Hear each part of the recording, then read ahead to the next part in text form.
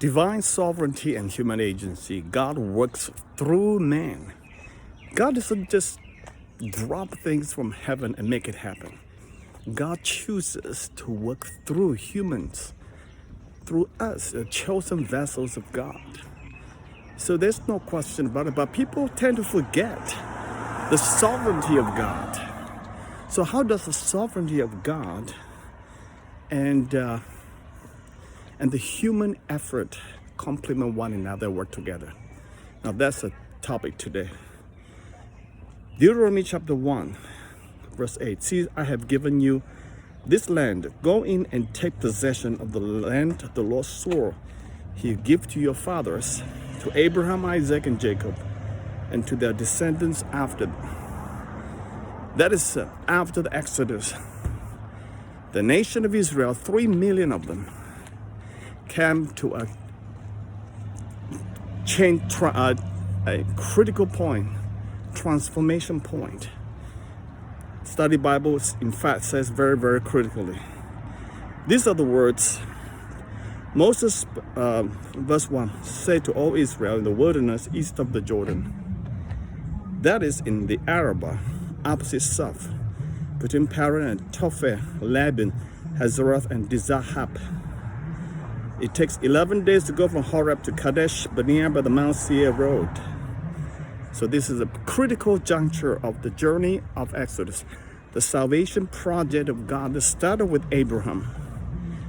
Okay, eventually culminated in the Son of God Himself being crucified on the cross and completed the entire salvation history, salvation of God for mankind.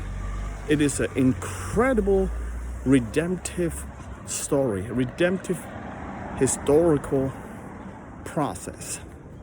Started with Abraham, in fact, started with Adam and Eve, but the covenant was shown towards Abraham, the Abrahamic covenant. That's why covenant is such an important topic for you to understand. The covenant is agreement between the vassal and the master and the subject. But in this case, God has taken an extraordinary step, which I will talk about next time. But now, the sovereignty of God, when they come to this critical juncture of their journey out of Egypt into the promised land, Moses said, you have stayed long enough at this mountain.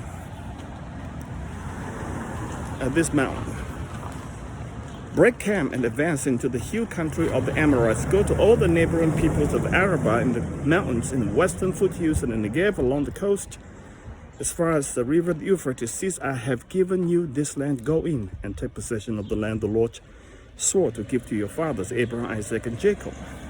You see, the sovereignty of God works together, hand in hand with human agency. You see, even God's sovereignty is there. However, if you don't do your work as He has called you, it won't happen. But you know what? The sovereignty of God will still be accomplished. It will not be stopped by anybody. Just because you don't respond, it will go to somebody else. And or if you respond badly, God will switch over somebody else, just like God chose Saul to be the king of Israel. But Saul was just a knucklehead who didn't do much for God. All he did was just shamble and shame. And God was grieved that He chose Saul. And God switched over to David, the man after God's heart. Indeed, the human effort or human agency of David complemented and responded well to the sovereignty of God. But my point is, the sovereignty of God must happen first, and then the human effort. Beautiful. This is Carson's, study Bible says this. Okay, so verse 8.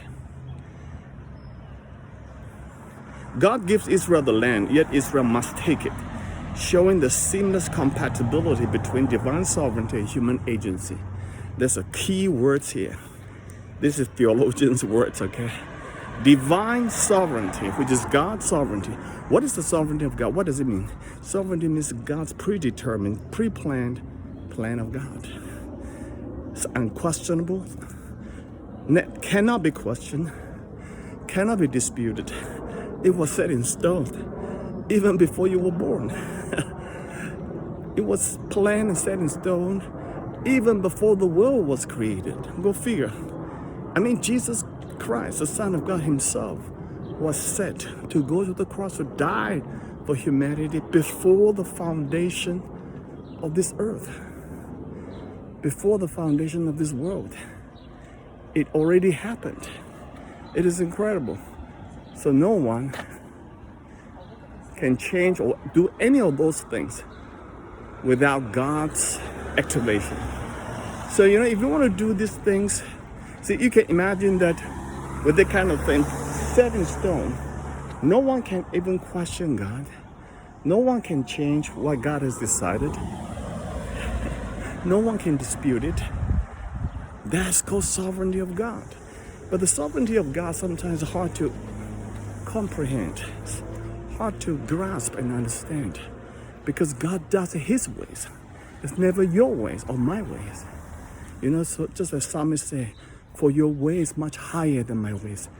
The Lord said, the psalmist wrote, the Lord said, as the heaven is as higher than the earth, so my word, my way is higher than your ways. My thoughts, not your thoughts. That is a really important concept to grasp, so that we don't get angry, agitated. Why? My way is not happening. Listen, don't even demand. You can ask, request. You are saved by grace, by the grace of God in the first place. You never deserved it. So don't go and bargain.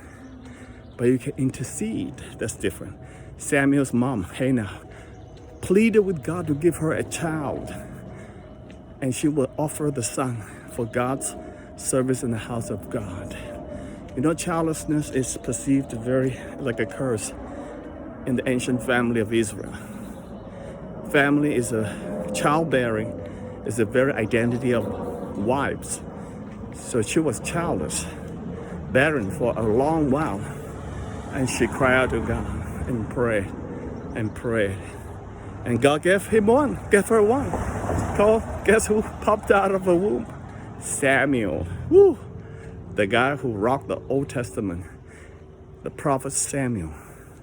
The man who anointed Saul and anointed David. Spoke huge prophetic word to Israel. Huge guy. So the divine sovereignty, human agency. God told Israel, see, I have given this land, go in and take possession of the land the Lord swore. So when the Lord has divinely sovereignty acted on it, you and I just need to respond to that sovereignty. Whatever we do, if we work in the will of God or the sovereignty of God, nothing is going to stop us. Nothing is going to stop you. However, if it is not the sovereign will of God, you will crumble and you will find why, and the Lord show you and teach you and come back to him. If you worship a divine sovereign God, it's so much more liberating and exciting. But if you serve a God of human agency, your own will, you will drop. You can't do it.